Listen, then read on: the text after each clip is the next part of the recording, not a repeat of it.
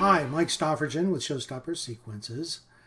We had a request to go over how to set up the bat state effects with the Showstopper spinner.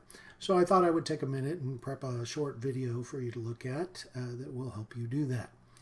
Where I'm at right now is in the Layout tab on our Halloween layout. I have one of the Showstopper spinners that we're using in that layout highlighted. And I'm going to go over to the Layout tab, which is where I'm at, and I'm going to select the submodels, because in the submodels I want to show you the information that's being fed into the states effect. All right, go to the submodels. I'm going to make this full screen. Over here on the left side, I'm going to scroll all the way down at the bottom. And you'll see here at the very bottom we've got the bat right wing. It might be a little hard to see, but it's highlighted here in the brighter whites on the right. Then we've got that's the first position on the right. Then we have the second position on the right, and then the third position on the right. On the other side, we have the first position, the second position, the third position, and then we have the bat's body, which doesn't change. It's kind of stationary, so we only need one of those. So those were created in the submodel dialog for the Showstopper spinner. Okay, I'm going to cancel out of there now. And yes, now I'm right above the submodels. You'll see there's a states effect, and I am going to click on that. The states effect, what I can tell you is it is basically, it functions very similar to the face effect. With the face effect, you have the mouth movements, the phonemes that are being used, and those are defined in the face effect, and then you've got a lyric track that tells it what to do. Well, you're going to have a state timing track that you're going to use that's going to go through this 1, 2, 3, 4. Now, the reason why we choose 1, 2, 3, 4 is because you can go into the Queen Mary Vamp beats plugin, and you can tell it to create a beat track and give it a count of 4 so that we have the 1, 2, 3, 4. So let me go over what we're looking at here. Now, in position 1 on all of these here, you will see that as I go down for 1, 2, 3, and 4, those are the bodies. Those have not changed. How did I add those in? Well, real simple. You right click and it'll say import submodel. Then you can go down and select, for example, here it's the bat body. And that essentially will give you the bat's body. All right, so I don't need that, so we'll just leave it there for the time being. But I will cancel that out. Okay, I erased that. Now, in grouping number 1 there, you'll see that on the left-hand side, the wing, and it's highlighted in white here, the wing is in position 1. Right wing is in position 1. Okay, at number 2, we've got the body. Then you'll see that the wing is in position 2. Right wing, position 2. Go down to the third. Again, the first row is the body itself. Then we've got the left wing, which is in position 3. The right wing, which is in position 3. Now, 4 is actually a duplicate of 2. You'll see there it's in the middle position. And the reason why we do that is because if we've got a beat of 1, 2, 3, 4, what's going to happen is the bat wings are going to be up high, in the then they go to the middle, then they go to the bottom, then they go back to the middle, and then the cycle starts over again at 1. And so that gives you a continuous movement so that you're not jumping from 3 back up to 1.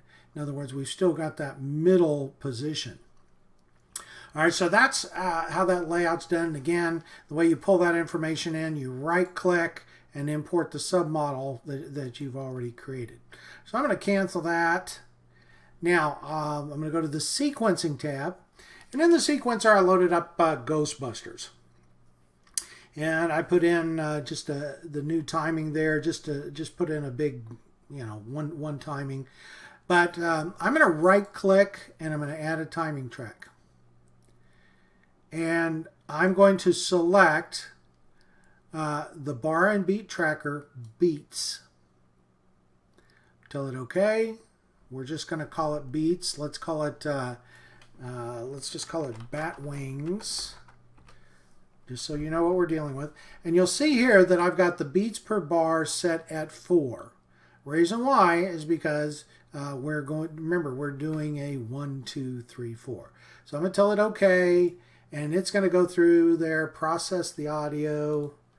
And when it does that, you can see there on our bat wings, if we zoom in, we've got a 1, 2, 3, 4, 1, 2, 3, 4, 1, 2, 3, 4 pattern. And that matches the beats of the music that we have. Just for clarity, I'm going to put that on the new timing there, even though we know that the bat wings are there. All right, so I'm going to put on the Showstopper spinner, I'm going to put a state effect. So I'm going to go up here and I'm going to pull the state effect from up here. It's got the little A and the B, and I'm going to drop it in.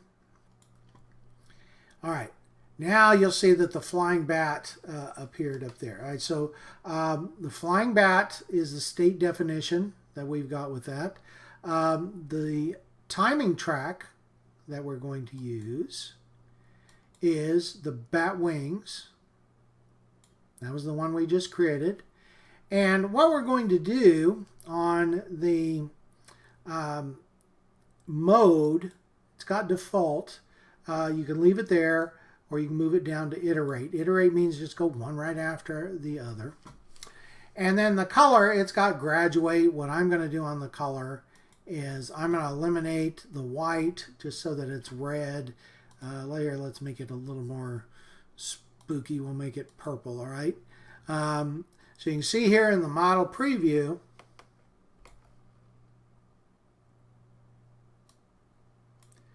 that the bat wings are flapping. Position 1, then position 2, position 3, position 2, position 1. So the 1, 2, 3, 4 is actually happening. Now, to give you some idea how that would work with the music, I'm just going to go up here and play it for just a split second. Oh, let me turn that up for me anyway. Maybe a little quiet for you.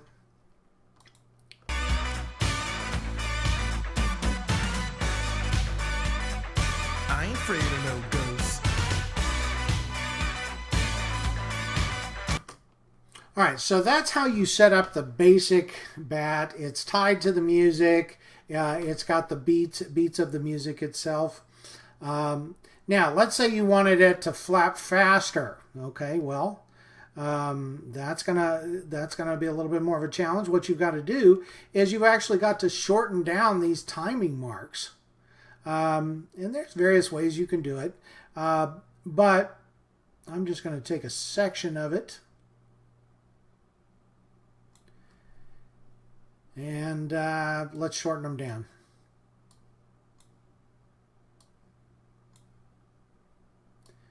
Just drawing those in, drawing the timing marks in closer and closer and closer, because that's what I want it to do.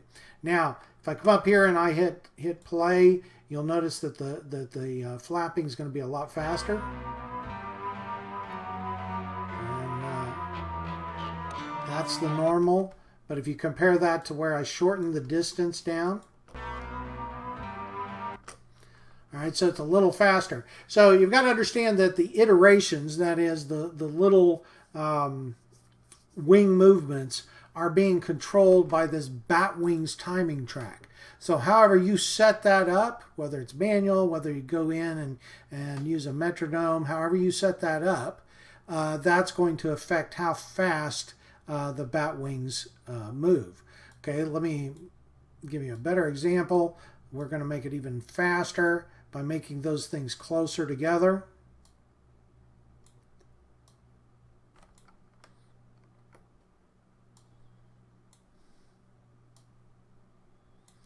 Oh, let's say we get tired of that.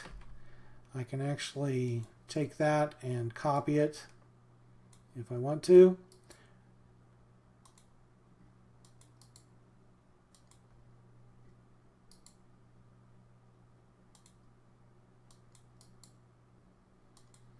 Okay, so now I've got it a little bit. So let's see how it affects how fast the bat wings will flap for us. Okay, so you can see it's much faster than what the default was.